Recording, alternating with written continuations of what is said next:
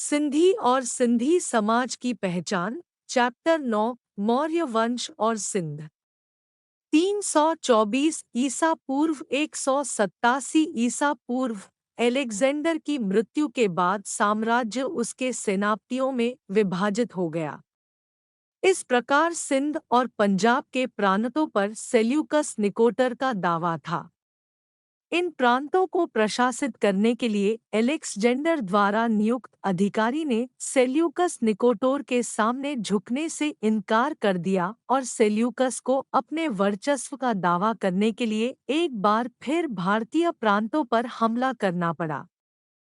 वास्तव में सेल्यूकस की मगध साम्राज्य पर योजना थी और वह बंगाल की खाड़ी तक अपना प्रभुत्व बढ़ाना चाहता था, लेकिन उसकी महत्वाकांक्षाओं को चंद्रगुप्त मौर्य ने विफल कर दिया, जिसका उस समय मगध साम्राज्य पर शासन था। चंद्रगुप्त मौर्य के हाथों अपनी हार के परिणामस्वरूप सेल्यूकस को चंद्रगुप्त से शादी में अपनी बेटी का हाथ देकर और चंद्रगुप्त के दरबार में राजदूत के रूप में मैगस्थनीज की नियुक्ति करके उसके साथ एक शांति समझौता करना पड़ा।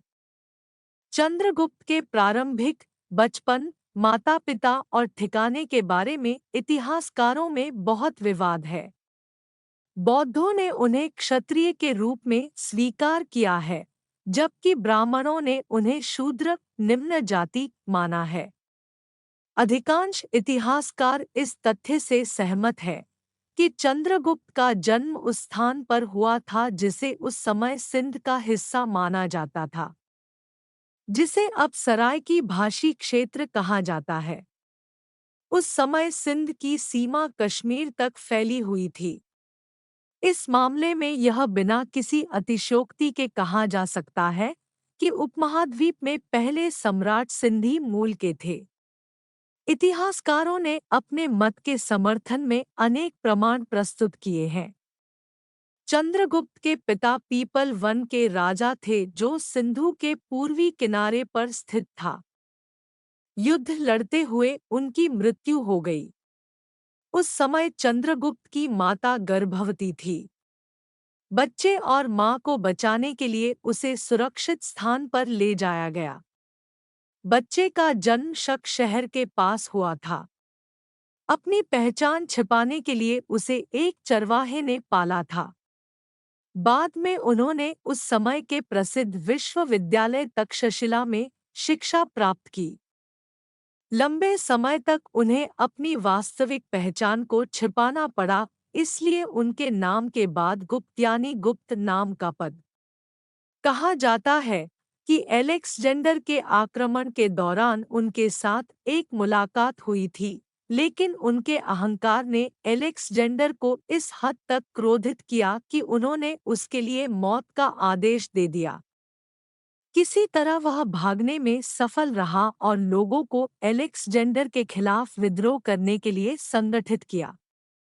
इस प्रकार एक प्रकार के गुरिल्ला प्रतिरोध का नेतृत्व करते हुए उन्हें एक बार फिर एक गुप्त पहचान ग्रहण करनी पड़ी। यह रिकॉर्ड में है कि प्राचीन काल में भारत में कई जनजातियां रही होंगी, जिन्होंने राज्य की संस्था को स्वीकार करने से इनकार कर दिया था और उन्होंने एक प्रकार के लोकतंत्र का अभ्यास किया था।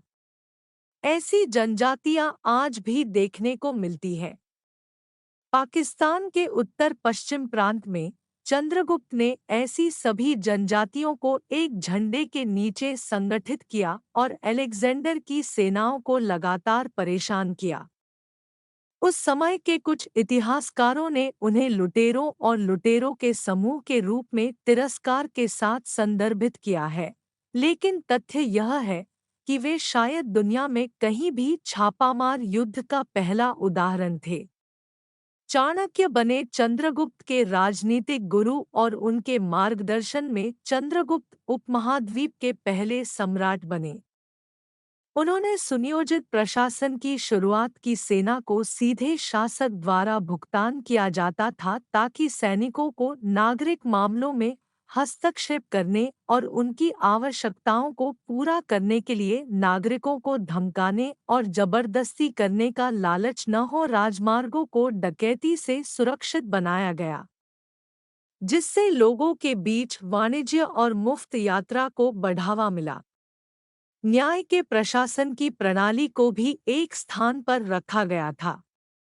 उन्होंने 24 वर्षों तक शासन किया और अपनी प्रजा के लिए सुरक्षा, शांति और समृद्धि सुनिश्चित की। कहा जाता है कि अपने शासनकाल के अंतिम 12 वर्ष वह एक जैन साधु की तरह रहे।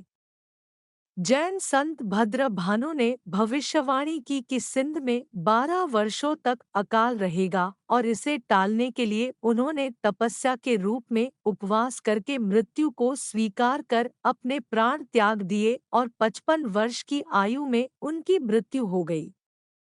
उनके पुत्र समुद्रगुप्त ने अपने पिता के पदचिन्हों का अनुसरण किया, लेकिन उनके पोते अशोक को विश्व के इतिहास में अद्वितीय सम्मान का स्थान मिला।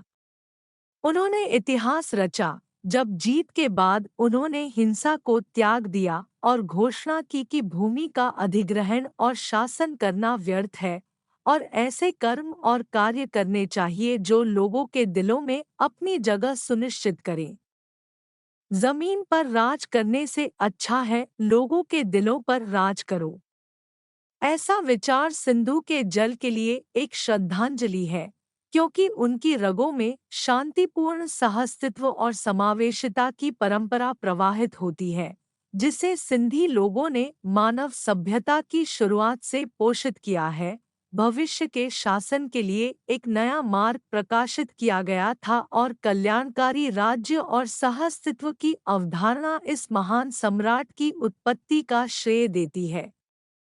यह महत्व के बिना नहीं है कि स्वतंत्र भारत ने अशोक के स्तंभ को आधिकारिक प्रतीक के रूप में अपनाया है और राष्ट्रीय ध्वज में चक्र उस प्रतीक का एक हिस्सा है। सम्राट अशोक ने जब बौद्ध धर्म को अपनाया और उसका प्रचार किया, इसे एक राज्य धर्म के रूप में, सिंध के लोगों ने अपनी संस्कृति और परंपराओं की समावेशी प्रकृति को ध्यान में रखते हुए खुले हाथों से उस नए विचार को स्वीकार किया।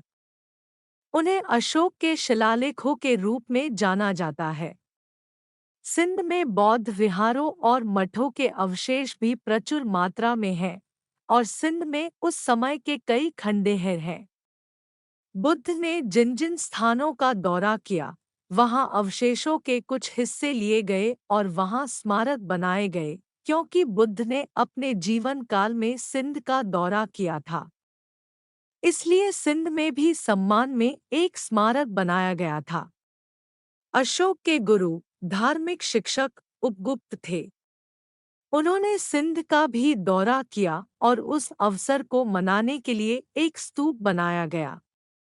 कुषाण काल के दौरान कनिष्क के वंशज वासुदेव प्रथम और वासुदेव द्वितीय, जिन्होंने सिंध पर शासन किया, ने मोहनजोदड़ो और कहूजोदड़ो टीला के पास स्मारक का निर्माण किया।